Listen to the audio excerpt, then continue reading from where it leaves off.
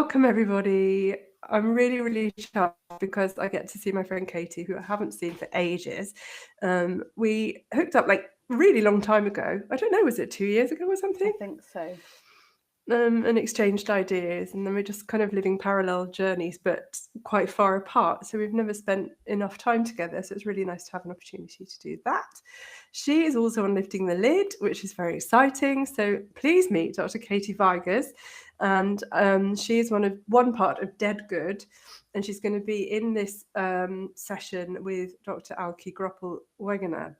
So you're looking at Friday the 14th at 10:30 Greenwich Mean Time, but we'll come back to that.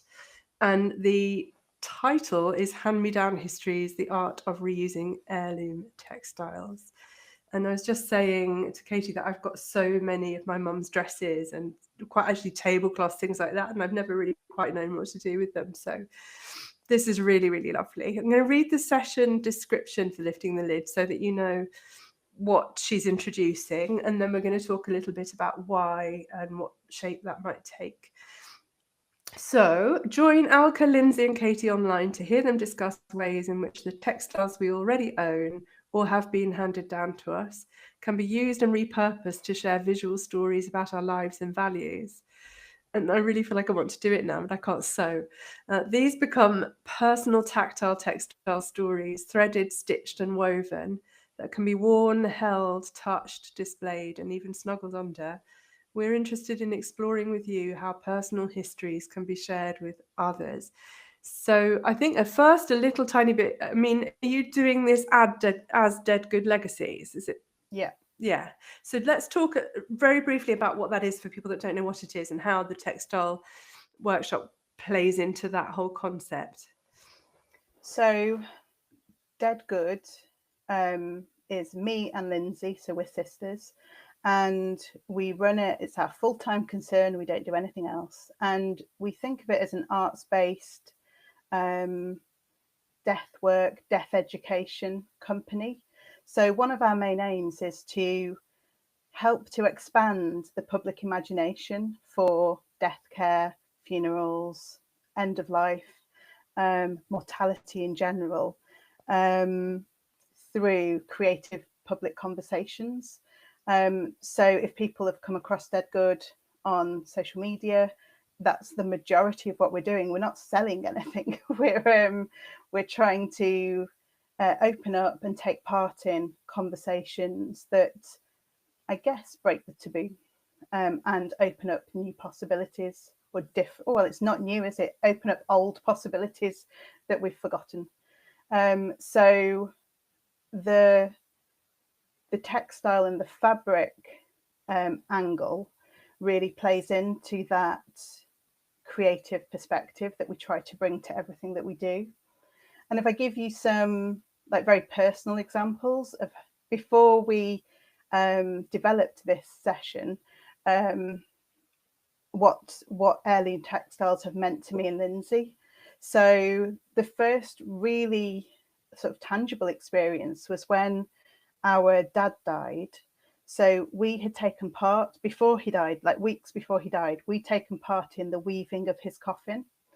And then the artist finished the coffin off. So we just did a bit of the weaving. I think we did the rope handles and we did lots of whacking. Didn't realise that was part of it, but it's quite a cathartic process. But what it meant was when the artist Rachel had finished weaving the coffin, we had to go and collect that from her studio and bring it home. And it wasn't lined. So she would have lined it if we'd have needed that.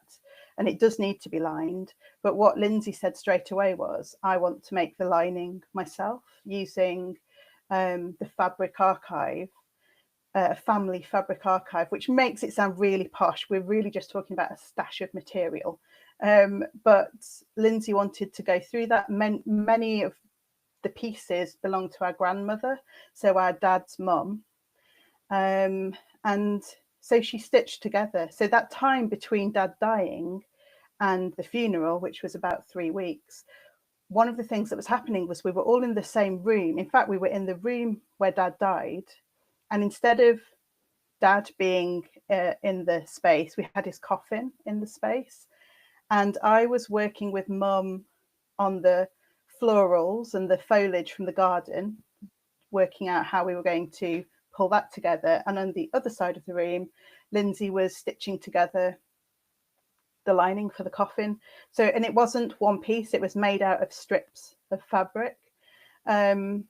So like, we'd never thought about this before. We'd certainly never been to any lectures or read anything. And there is, now we know there's a whole field of like study and practice around this. But it was a very intuitive process for us. And it was very therapeutic as well. So this idea of connections back, fabrics that his mum would have held and worked with. And they were all, you know, his mum was born in the 20s. So she kept everything. So we also, going through the stash, we could see her old curtains, her old settee fabric, like everything. And she'd kept, nothing was thrown away. So Lindsay was able to stitch together this beautiful inner for the coffin. So that was like our first experience of it not just being something practical, but it being something emotional and protective. And then the next one that really stands out in my mind is when our grandmother died in December last year. Her funeral was in January, and she had a direct cremation, which a lot of people might have assumptions in their head about what that might look like.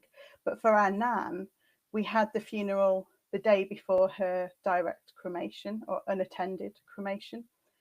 And so there was as we were helping to organize the event itself, we were left with well, what do you do when there's a committal in a funeral and either the coffin is buried or the coffin might go away or go behind curtains for a cremation? What do you do when actually the coffin is going back to the funeral directors for another 12 hours and then will go unaccompanied to the crematorium? Like, what do you do?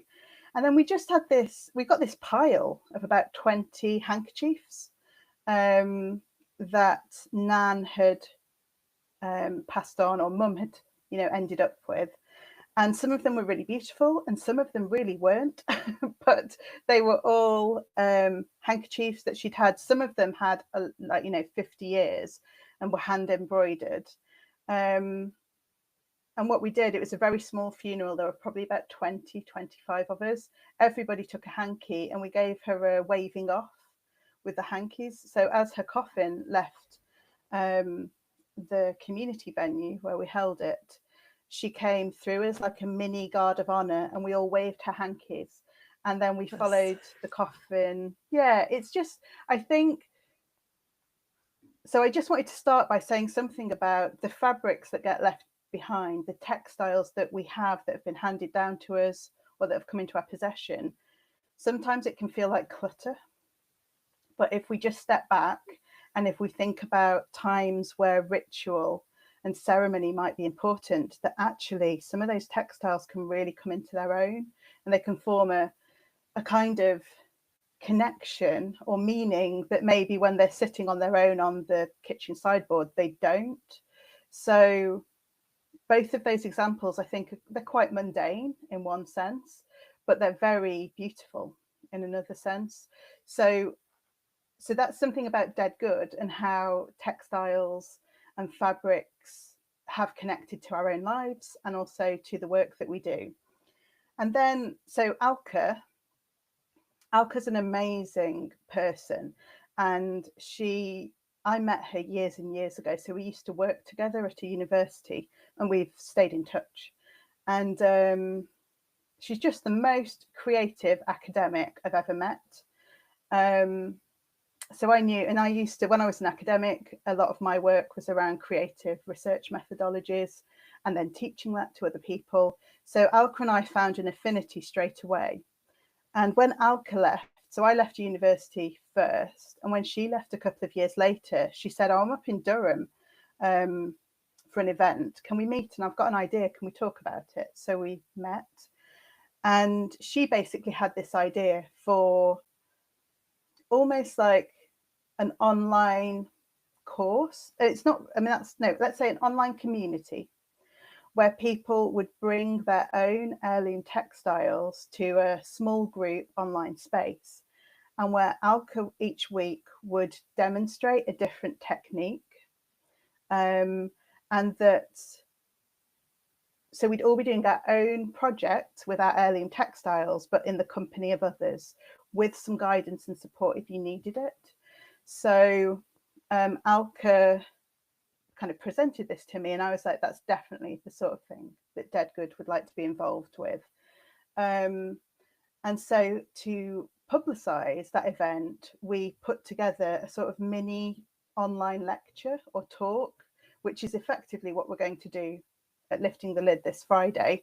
So that is, Alka's going to do a proper research informed piece, short, but around other examples where mainstream artists have worked with fabrics and textiles in their own ways, but you know, that's a nod to what I've just talked about.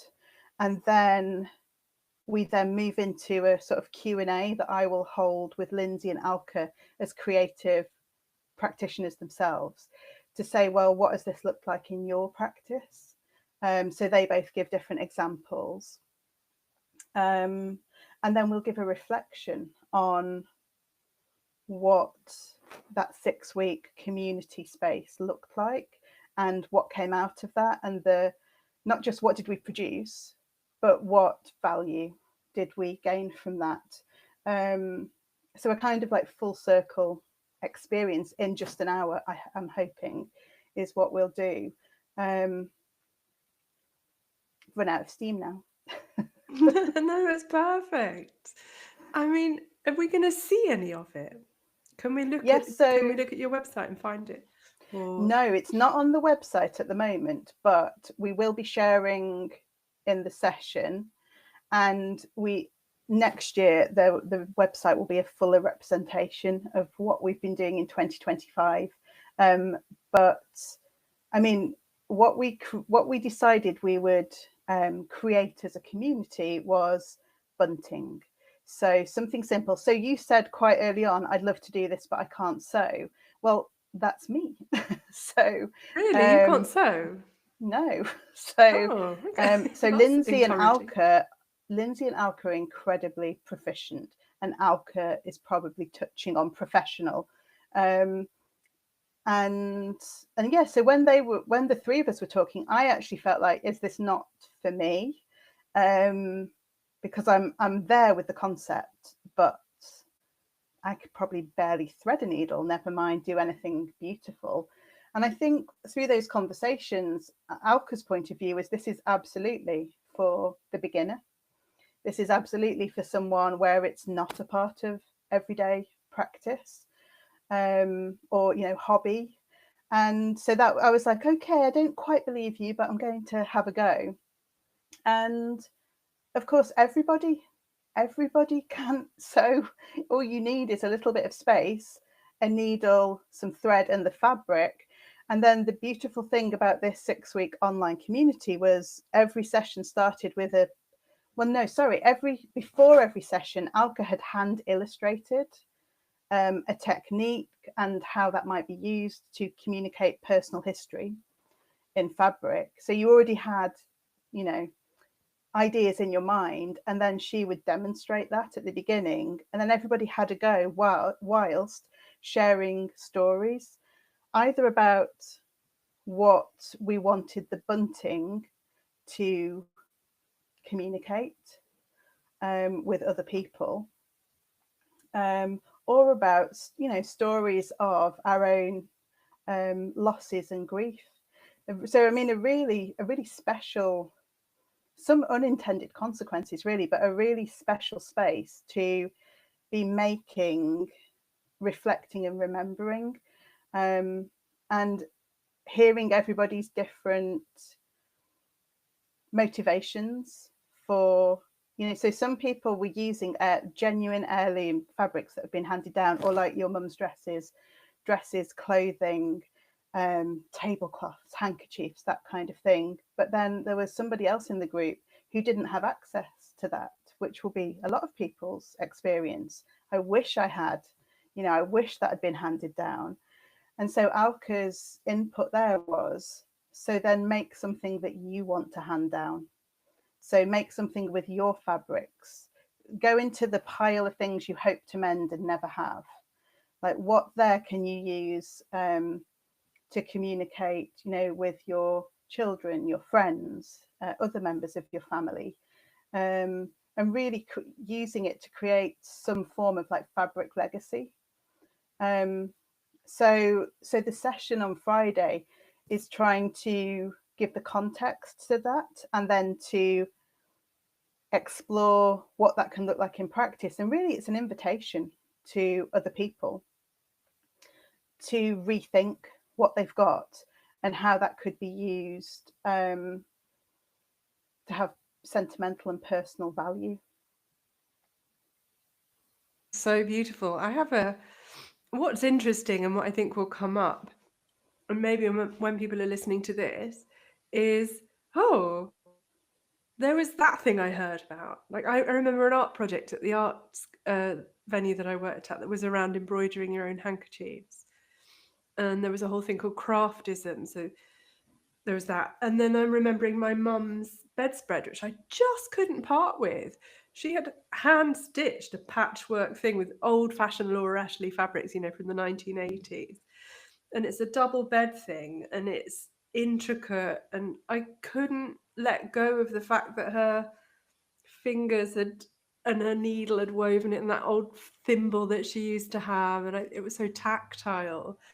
So I kept it and had it mended, and I still have it, but I'm not using it at the moment because it's become quite fragile and I don't want it to spoil. And, I kept thinking, I really should let go of it. I don't have that much space to keep everything, and it's silly, but it just wouldn't leave me. And now I'm thinking, from our conversation, I can hand it on to my niece, who will love it, and it can be a family heirloom. So that feels really consoling. But I think that people will join and think, oh, I remember that. And I've got those tea towels, or I've got those funny little tablecloths that remind me of that picnic. It's just, and textiles are quite close to my own heart because my mum used to do a bit of weaving.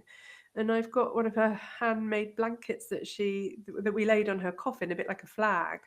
That Gorgeous. that one, yeah. So I think her best friend had made that one, and it was really funny. It was one of those moments where I rang her friend and said, I don't know how you feel about this, but there's this blanket that you made for mum, and I'd really like to put it on mum's coffin. How do you feel about it? She said, I was really hoping you'd call, but I didn't want to.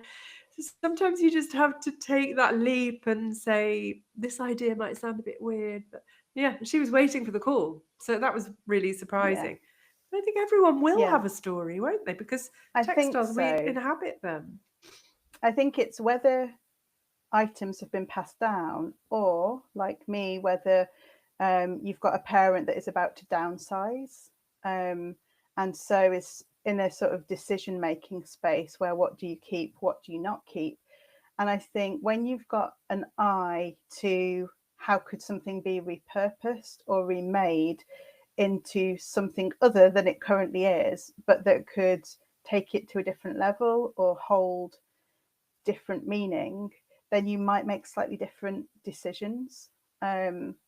So yeah, like there's in our, I hope it's still there, in our mum's house, there's a yellow, it's like waterproof fabric, it's a bag, and it always had this shoe cleaning equipment in it.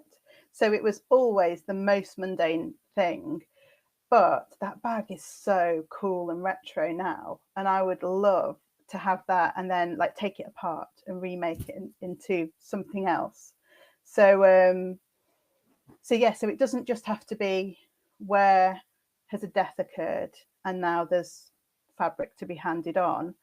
It can be what fabric might be coming, and also what fabric do we own, like you were saying with your niece, that you would like to pass on. Or, I mean, with bedspreads as well, I'm thinking like turning it into an amazing banner with so that really vintage material as the backdrop.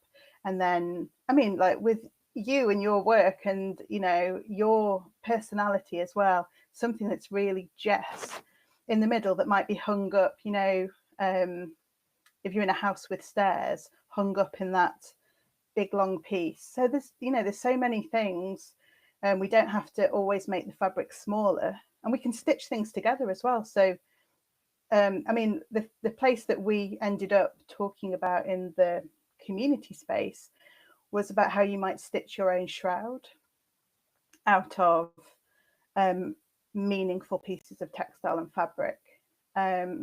And that was, I think, at the beginning of the community, it wasn't really close to anyone's, desire to do that. But by the end of it, it certainly was, because it all feels possible. You don't need to have a sewing machine. It is just about slow stitching, slow preparation, and making something really beautiful as well. Or ask other people to donate something that was important to them, and represent your relationships with other people by stitching together something that includes something from everyone. So yeah, it really, as a non-sewer, it really opened up possibilities for me. Whereas I think Lindsay and Alka were already converts. But yeah, I mean, it's definitely worth tuning in to hear how they've practiced this within their own creative work, because it really expands where Alka begins, which is looking at other artists and how they've used heirloom fabrics. It's worth tuning in to see the, I think it was a tradition in the USA of making coffin quilts. So you make almost a neighborhood in terms of your traditional quilt, but there are coffins all around the edge that have names on of your family and friends. And as people die, they get removed and they get appliqued into the center, which is the graveyard. I mean, it opened up a lot of things for me, a lot of, brilliant historical traditions that, again, I think are probably lost. But why not?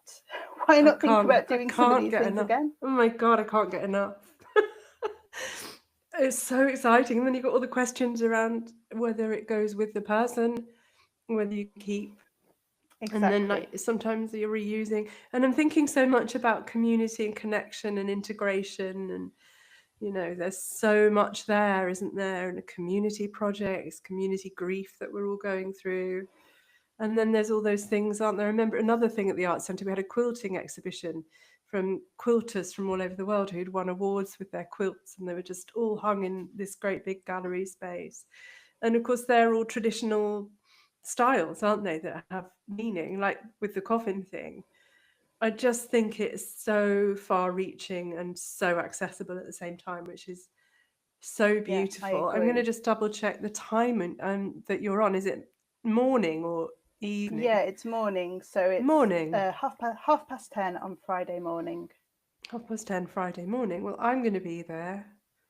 That's for sure. It's right up my street because it's got all the fascination of history and personal story and crafting and grief and loss and community. And I just think that's the whole package. Yeah, we hope that it feels well-rounded, but ultimately it's a personal invitation to say, what have you got, or what can you create? And then we hope it'll be an ongoing, longer conversation. Well, I absolutely love it. I think we'll say goodbye now. And then if you want to come along, please come with that open mind and maybe any thoughts in your mind of anything that you've got that you'd like to repurpose. So we'll say goodbye. We'll just stop the recording and we'll see you soon.